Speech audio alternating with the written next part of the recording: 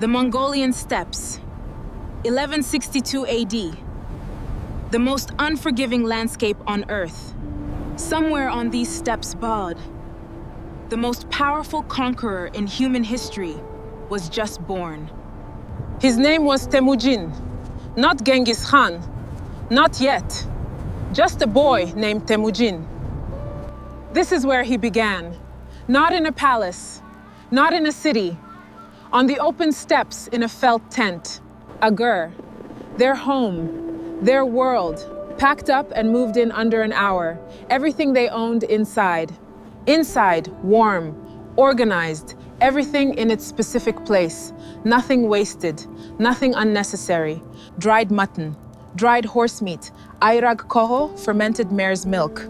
This was Temujin's entire diet as a child. Hard as stone, tasteless, nutritious enough to ride for days without stopping. Mongol survival food. Mongol children ride before they walk properly. By 5 pen, they are already warriors in training. Archery begins at 3 years old. By 10 ham, they can hit a moving target at full gallop. Every time. This landscape made him harsh, unforgiving, beautiful, enormous, exactly like the man it produced. He was born clutching a blood clot in his right hand. His people believed it was a sign of greatness. His father, Yasuge, was a minor tribal chieftain. Not powerful, not wealthy, just a leader of a small clan. When Temujin was 9 penrin, his father was poisoned by rival Tatars. Everything changed overnight. The clan immediately abandoned his mother and 6 children, left them on the steppes, completely alone. His mother, Hoelun, fed 7 children by foraging roots and berries from the steppes. Every single day. This is what they survived on. Wild berries, roots, whatever they could find, for years. Young Temujin hunted mice and marmots with a bow to feed his brothers and sisters. Every day. The man who would conquer half the world's brain learned survival hunting mice as a child. Remember that. But hardship was not breaking him. It was building him, piece by piece, day by day. At approximately 14 prandu, Temujin was captured by the Taichi Ut clan and enslaved. A heavy wooden board locked around his neck and wrists. He wore it day and night. For months. He escaped by hiding in a river, submerged to his neck in freezing water. For an entire day, freezing water, heavy wooden collar, and the will to survive that nobody could take from him. A guard named Sorkanshira helped him escape. Temujin never forgot this kindness, never in his life. At 16, he married Borte, a marriage arranged by his father before his death. She was his greatest partner. Within months of their marriage, Borte was kidnapped by the Merkit tribe, taken in a night raid. His response bade, build alliances, call in every favor, raise an army, get her back. He rescued her, his first military victory, and it taught him Pan, alliances win wars.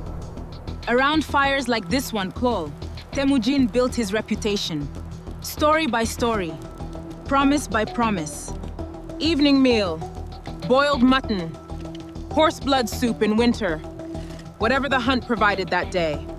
Every part of the animal used, nothing wasted, bones boiled for marrow, organs eaten first, always. Ayrag, fermented mare's milk, their drink of choice, slightly alcoholic, highly nutritious, drunk at every meal. Dawn training every single morning. Archery, horsemanship, wrestling, hand-to-hand combat, every day without exception. Shooting accurately at full gallop, both directions, forward and backward. The Mongol Parthian shot. The Mongol composite bow, made from wood, bone, and sinew, more powerful than any bow in the world at this time. Every morning before dawnvro, Temujin was already awake, thinking, planning, calculating, always calculating. He promoted on merit, not birth, not tribe, Loyalty and ability were the only currencies he recognized. Word spread across the steppes. This leader judges you by what you do, not who your father was. The camp grows larger every week. The legend of Temujin spreading faster than the wind across these steppes. From a boy hunting mice to commanding thousands of warriors. In less than 20 years. He created laws, the yasa, applying equally to everyone, including himself. Nobody was above the law. Religious freedom for all, protection of travelers and merchants, theft punishable by death, no exceptions. He built the world's first postal system, relay stations every 25 miles across the entire empire. The most organized military force the world had ever seen. Every detail planned, nothing left to chance. 10 warriors in an arban, 10 arbans in a jagun, 10 jaguns in a minqan, perfectly organized, always.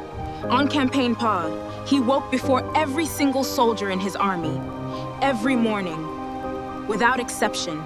He ate the exact same food as his soldiers on campaign. Nothing more, nothing different, ever. Concentrated dried meat paste. One small piece provided enough energy to ride all day. Designed for speed. The feigned retreat. They pretend to flee. Enemy pursues. Then they turn and destroy them completely. Before every campaign Brai, he knew everything about the enemy. Their numbers, their weaknesses, their internal divisions. Defeated enemies who fought bravely.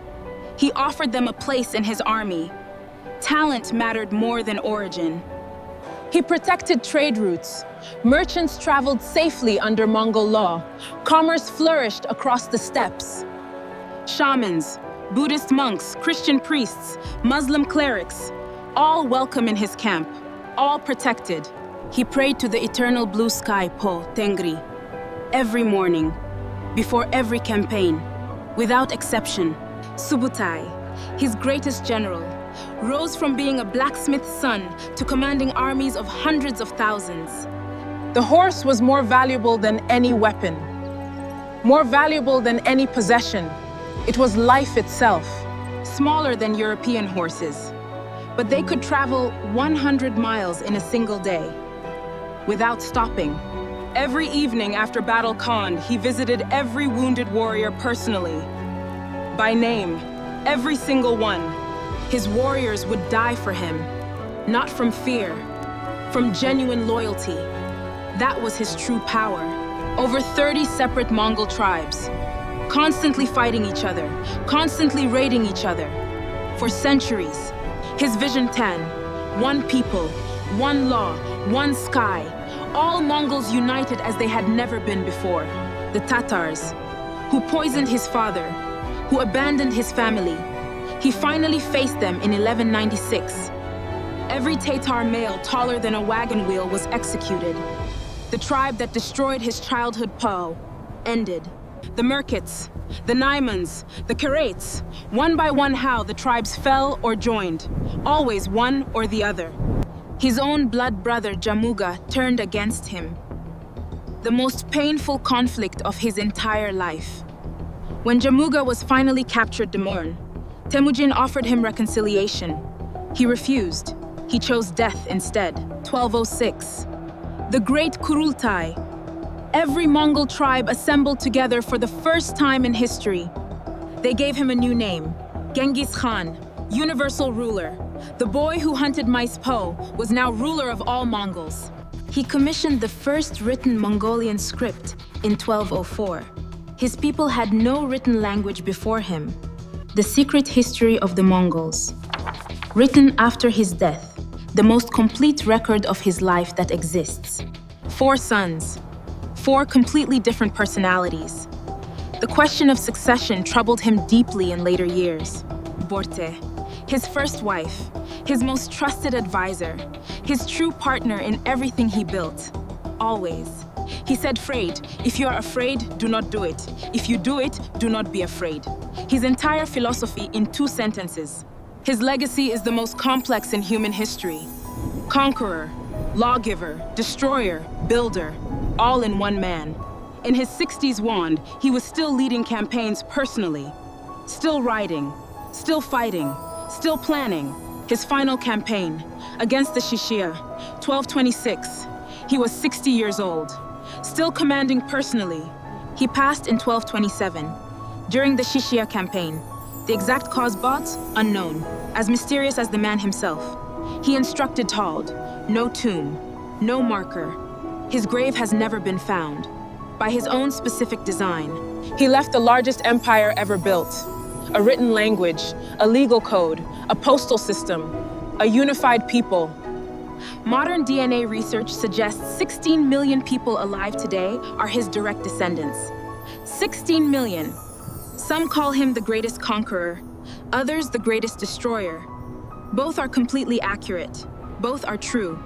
He looked at this same horizon every morning of his life and decided, that is where I am going. Every single morning. One step at a time. One alliance at a time. One campaign at a time. One decision at a time. Until a boy from nothing became everything. On these exact steps. Under this exact sky. His grave is somewhere on these steps. Unmarked. Hidden. Exactly as he wanted. Because he was never about the monument. He was about the journey. The people. The sky. The horse beneath him. The wind against his face. The boy hunted mice here. The Khan prayed here. The steps remember everything, even when we forget.